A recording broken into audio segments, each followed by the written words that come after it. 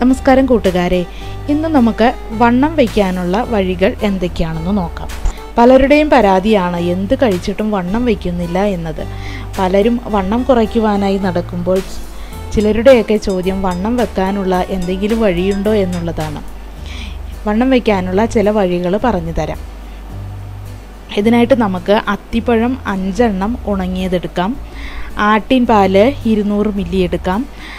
അത്തിപ്പഴം ചവച്ച് തിന്നിട്ട് അതിന് പുറമെ ആട്ടിൻ പാല് കുടിക്കുക. നല്ല വണ്ണം വയ്ക്കും. പക്ഷേ ഒരാഴ്ച കഴിച്ചിട്ട് വണ്ണം വെച്ചില്ല എന്ന് പറയരുത്. ഇത് സ്ഥിരമായിട്ട് കഴിക്കണം, എന്നാലേ വണ്ണം വയ്ക്കൂ. 2 മാസമെങ്കിലും 2-3 മാസമെങ്കിലും ഇത് പരീക്ഷിക്കണം. അടുത്തതായിട്ട് പരുത്തിയുടെ കുരു 50 ഗ്രാം എടുക്കുക. തേങ്ങാപ്പാൽ അരമുറി, തേങ്ങയുടെ 1/4 പാലായിരിക്കണം കേട്ടോ എടുക്കുന്നത്. പിന്നെ പനഞ്ചക്കര ആവശ്യത്തിന്. ഇനി ഇത് പരുത്തി കുരു കുതിർത്ത് അരച്ച് അതിൽ പാല് പിഴിഞ്ഞെടുക്കണം. അതോടൊപ്പം തേങ്ങാപ്പാൽ ചേർത്ത് തിളപ്പിച്ച് പനഞ്ചക്കര ചേർത്തിട്ട് ദിവസവും കുടിക്കുക. ഇതും വണ്ണം വെക്കാനായിട്ട് വളരെ ഫലപ്രദമായ ഒന്നാണ്.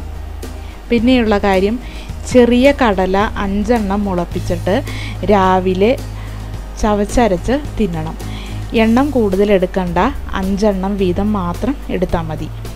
കഴിച്ചിട്ട് വെറുതെ ഇരിക്കരുത്. നല്ലവണ്ണം വിയർക്കെ ജോലി ചെയ്യണം, ഇല്ലെങ്കിൽ ദഹിക്കില്ല.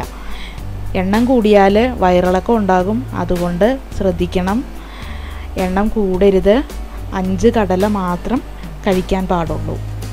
വണ്ണമില്ലെന്ന് പറഞ്ഞ് ശരീരത്തിന് പുഷ്ടിയില്ലെന്ന് പറഞ്ഞൊക്കെ വിഷമിച്ചിരിക്കുന്നവർ, അല്ലെങ്കിൽ വണ്ണം വയ്ക്കാനായിട്ട് പല മാർഗങ്ങളും അന്വേഷിച്ച് നടക്കുന്നവരൊക്കെ ഇതൊന്ന് കഴിച്ചു നോക്കുക. തീർച്ചയായിട്ടും ഇതിന് നിങ്ങൾക്ക് ഫലം കിട്ടുന്നതാണ്.